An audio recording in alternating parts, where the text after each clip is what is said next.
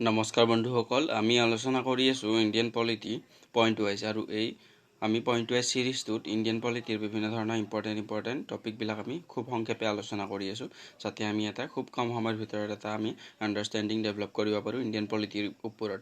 গতিকে আজিৰ বিষয়টো হ'ল ইউনিয়ন কাউন্সিল অফ মিনিষ্টাৰ্ছ। গতিকে ইউনিয়ন কাউন্সিল অফ মিনিষ্টাৰৰ বিষয়ে আমি গোটেইখিনি কথা আলোচনা কৰিম, ইম্পৰ্টেণ্টখিনি।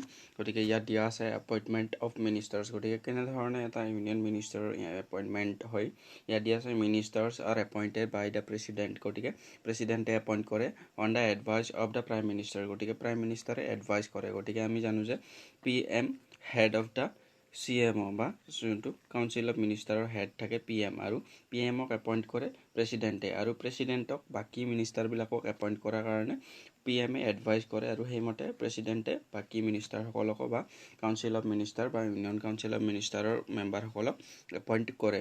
গতিকে ইয়াত সেইবাবে দিয়া আছে ministers are appointed by the president on the advice of the prime ministers.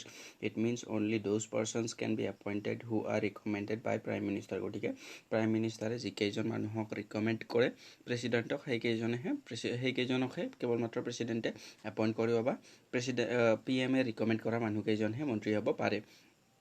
Next year, the Prime Minister and other ministers have to be member of either House of Parliament or should become members within 6 months of their appointment, failing which they are removed. গতিকে prime minister বা যিকোনো union council of মিনিষ্টাৰৰ member এজন পাৰ্লিয়ামেণ্টৰ both হাউচৰ এটা বা ৰাজ্যসভা বা লোকসভাৰ এটা মেম্বাৰ হ'ব লাগিব, আৰু যদি তেওঁ নোহোৱাকৈ ইউনিয়ন কাউন্সিল অফ মিনিষ্টাৰক তেওঁ এপইণ্ট কৰি দিয়া হ'ল, তেওঁ উইদিন 6 মান্থ তেওঁ এই দুয়োটা হাউচৰ ভিতৰত এটা মেম্বাৰশ্বিপ ল'ব লাগিব, আৰু যদি উইদিন 6 মান্থ তেওঁ মেম্বাৰশ্বিপ নলয় তেতিয়াহ'লে তেওঁক সেই পদটোৰ পৰা গুচাই দিয়া হয়। গতিকে সেই কথাটোকে ইয়াত কোৱা হৈছে, the prime minister and other ministers have to be member of either house of the parliament or should become members within 6 month of their appointments, failing which they are removed. তাৰপিছত দিয়া আছে oath and salary of ministers. ইয়াত দিয়া আছে president administers the oath to the ministers. গতিকে মিনিষ্টাৰসকলৰ বা union council of মিনিষ্টাৰৰ বা CMO বা কাউন্সিল অফ মিনিষ্টাৰৰ মেম্বাৰসকলৰ বা মিনিষ্টাৰসকলৰ যোনটো শপত গ্ৰহণ অনুষ্ঠান, সেইটো কণ্ডাক্ট কৰাই প্ৰেচিডেণ্টে, বা তেওঁলোকক শপত গ্ৰহণ কৰাই প্ৰেচিডেণ্টে। নেক্সট দিয়া আছে salaries and allowances of ministers are determined by the parliament from time to time. গতিকে যিবিলাক এলাৱেঞ্চ পাব কাউন্সিল অফ মিনিষ্টাৰবিলাকে, সেইবিলাক বা প্ৰাইম মিনিষ্টাৰে সেই এলাৱেঞ্চবিলাক বা বিভিন্ন ধৰণৰ সুবিধাবিলাক সেইবিলাক পাৰ্লিয়ামেণ্টে টাইম টু টাইম নিজে ডিচাইড কৰি পিনে তেওঁলোকৰ বাবে যোগান ধৰে। Next is a responsibility of ministers. Collective responsibility under Article 75. The CMOs is collectively responsible to Lok Sabha for all their acts. গতিকে আমি ইতিমধ্যেই এটা কথা কওঁ যে executive is responsible to the legislative. গতিকে legislature. গতিকে executive is responsible to the legislature মানে কি, যোনটো ইউনিয়ন কাউন্সিল অফ মিনিষ্টাৰৰ বা কাউন্সিল অফ মিনিষ্টাৰ্ছ থাকে তেওঁলোকে লোকসভাৰ তেওঁলোকে ৰেছপঞ্চিবল নিজৰ কাম কাজৰ কাৰণে। গতিকে ইয়াত দিয়া আছে collective responsibility under article 75. The CMO is collectively responsible to Lok Sabha for all their acts. গতিকে তেওঁলোকৰ কাম কাজবিলাকৰ কাৰণে তেওঁলোকে লোকসভাৰ ওপৰত দায়ী। ইয়াত দিয়া আছে it means that the cabinet decisions bind all cabinet ministers and other ministers even if they differed in the cabinet meeting. Next দিয়া আছে it is a team and its members sink and swim together. গতিকে তেওঁলোকে সকলো কাম কাজ একেলগে কৰে।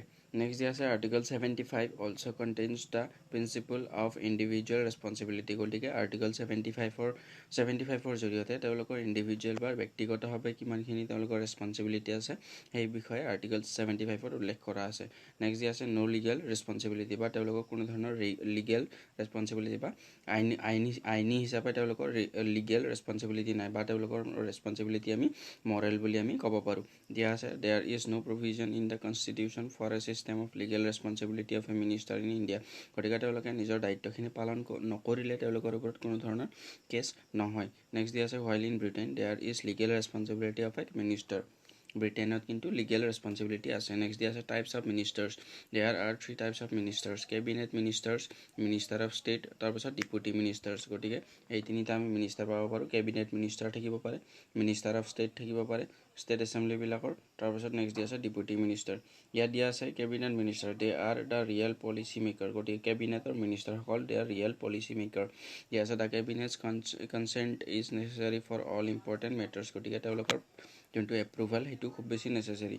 ইয়াত দিয়া আছে minister of state, they can hold either independent charge or attach to the cabinet ministers. Next dia say deputy minister, they do not hold separate church. There is another category of ministers called parliamentary secretary, has been appointed since 1967. Deputy Prime Minister ক্ষেত্ৰত আমি কি কথা আছে ইয়াত চাম। Deputy Prime Minister, the post of Deputy Prime Minister is not mentioned in the constitution. It is an extra constitutional body. This is very very important. আমাক সুধি দিব পাৰে যে Deputy Prime Minister constitutional body নে non constitutional body। তেতিয়াহ'লে আমি ক'ব লাগিব যে এইটো কনষ্টিটিউশ্যনৰ আণ্ডাৰত মেক কৰা এটা পদ নহয়, সেইবাবে এইটো এটা এক্সট্ৰা কনষ্টিটিউশ্যনেল বডি। গতিকে the post of deputy prime minister is not mentioned in the constitution. It is an extra constitutional body, although 7 persons have occupied the post since the inauguration of the constitution. গতিকে কনষ্টিটিউশ্যনখন ইতিমধ্যে যেতিয়াৰ পৰা গঠন হৈছিলে তেতিয়াৰে পৰা বৰ্তমানলৈকে 7জন মানুহে ডেপুটি প্ৰাইম মিনিষ্টাৰৰ পদত নিজৰ কাৰ্যনিৰ্বাহ কৰিছে। কিন্তু ডেপুটি প্ৰাইম মিনিষ্টাৰটো যে এখন চৰকাৰৰ ডেপুটি প্ৰাইম মিনিষ্টাৰ এজন থাকিবই লাগিব সেনেকুৱা ধৰণৰ কোনো কথা নাই।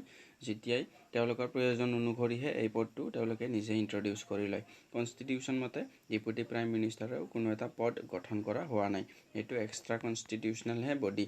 বা ডেপুটি প্ৰাইম মিনিষ্টাৰজনক এপইণ্ট কৰিব বা তেওঁৰ যেতিয়া PM প্ৰয়োজন বোধ কৰিব এজন ডেপুটি প্ৰাইম মিনিষ্টাৰ, তেতিয়াহে এই পদটো এক্সিষ্টিং হয়। গতিকে এইখিনি আছিলে আমাৰ ইউনিয়ন কাউন্সিল অফ মিনিষ্টাৰ্ছৰ লগত ৰিলেটেড বিভিন্ন ধৰণৰ ইনফৰ্মেশ্যনখিনি। গতিকে ধন্যবাদ।